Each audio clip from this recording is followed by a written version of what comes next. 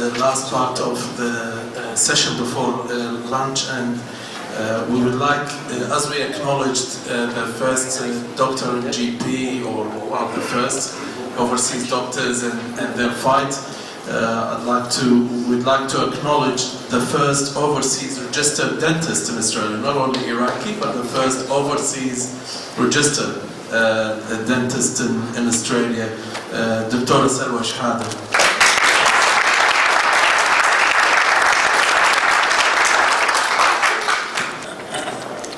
Thank you very much for the association for this opportunity. I graduated in Iraq at 75, worked in Sayya for 2 years, and then came to Australia in the beginning of 79. Now I arrived on Thursday. On Monday I went to the dental hospital. I did the exam of 3 days. 2 weeks later I passed, and I was the first one to pass the exam that was set by the Australian standard. I was told they couldn't believe that there is a standard of dentistry outside Australia the way they saw it in Iraqi dentists. They didn't know where Iraq was. There was no Iraqis around. I worked for 9 months at the dental hospital, and then I opened a private practice, and I've been there since.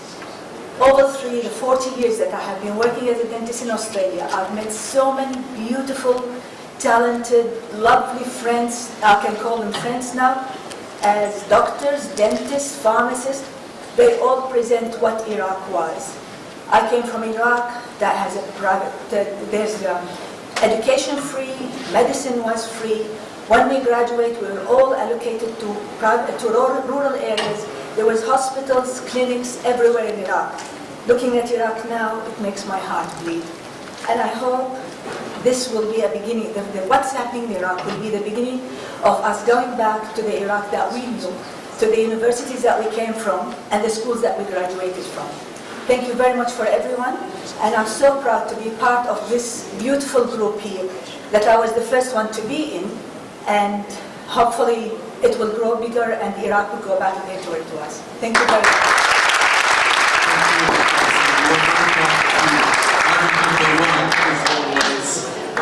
Can I ask a question? So when you arrived, by the time you arrived and you qualified, how many days? I arrived on Monday. I did the written exam back home at the time. I did it in the British Consulate. Yes. And then I arrived to Australia on a Thursday, and I went to the dental hospital on Monday. I did the exam Monday, Tuesday, Thursday, and then 2 weeks later the results came up, and I was the first one and the only one that passed at that time. I was told that it has been going for 7 years, and I asked one of the people that were doing the exam, I thought he was a tutor or something, and he said, no, me do exam 7 times, no one passed, don't worry. I worry. And I passed, and I'm so proud that I was an Iraqi from a university or from a country that they didn't even know where it was. They asked me where Iraq is, and I have to draw a map, and I showed them where Iraq was. And I was so upset that 2 years later they told me, now we know where Iraq was, because in 81 the Iraq-Iran war started. Yeah. They always went between Iraq and Iran. That's right, yes. Yeah. They always, like when I came in, even Iran wasn't on the map. So when the war started, they knew where Iraq was. Yeah. And then a couple of years later, they know what Saddam was. And now we know where we are. Thank you very much.